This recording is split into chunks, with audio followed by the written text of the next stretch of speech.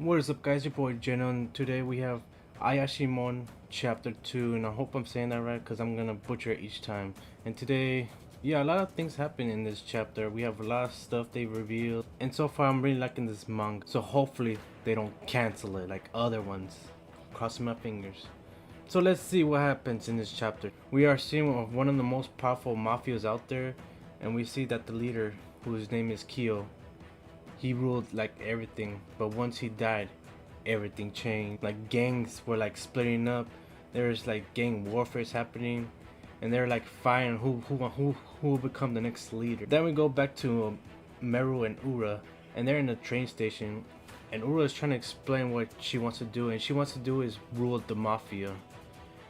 And Maruo, he's not the smartest cookie out there, so once she tries to explain all of this, he just gets really confused and his head just explodes like a balloon. Basically, they get off to this board at the public safety that doesn't watch at all because it is out of their jurisdiction.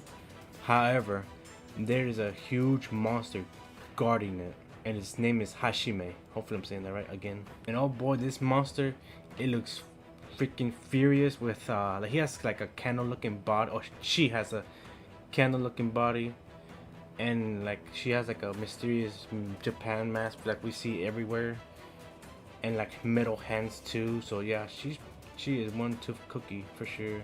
Maruo is getting all pumped up, ready to fight, and as soon as they're about to fight, he gets one punch face in the, and he blasts off again like Team Rocket. So for some reason I thought he'll be powerful, but no, he's kind of like, he is like, he won't die from that punch, but he isn't as tough as I thought. So later, the monster takes off the mask, and we find out it's like some kind of beautiful woman, and she actually is from the mafia, and she actually bows down to Ura because she is the daughter of Kyo, the mafia leader of the gang member. And they were like having a conversation, and once Hashime tries to get up, Ura gets like a super scary face and tells her to kneel down to her. So yeah, guys, don't get in her bad side, that's for sure. She is one scary little girl for sure.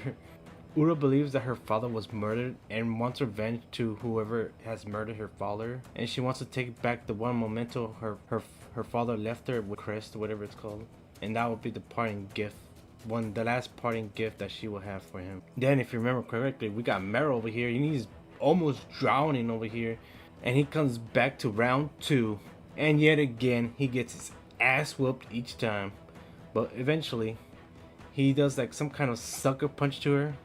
Now this actually hurt him too, but she was shocked at this like punch. Now was she was shocked because she just realized that he was human, and this actually caught her off guard so much that Maruo actually has the advantage now, where he's actually winning now. He started beating him up, beating her up. My big guess, guys, here's my theory.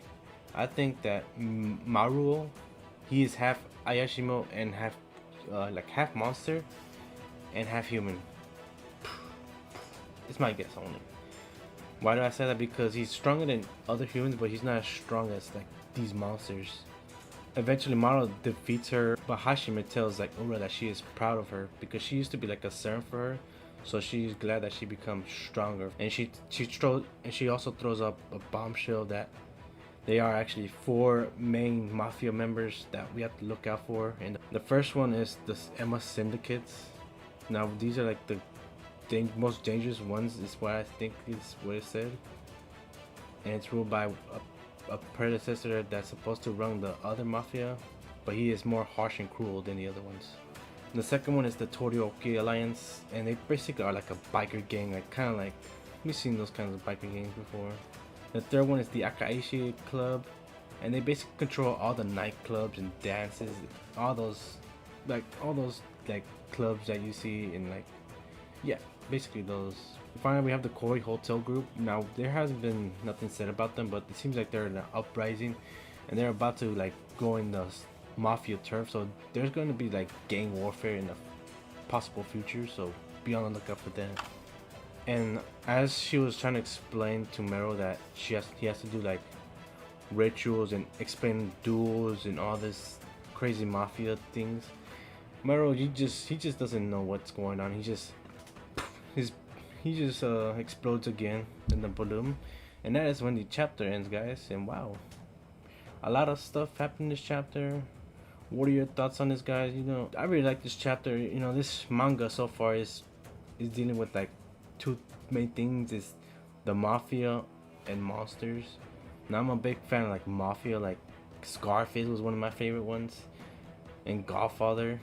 And now when you mix that with like monsters, then you have one crazy story that it's one crazy story already. So if you mix up with mafia monsters, yeah, you have a pretty crazy story so far. I will say the one thing I kind of don't like is that Maruo just uses his fist just to beat up this monster kind of thing. So I hope in the future they make new creative ways that he beats these monsters instead of just fighting them with the fist, because I feel like that would be just boring and repetitive in my opinion though. But maybe you guys like that. But yeah, guys, be sure to like and subscribe, and I'll see you in the next one.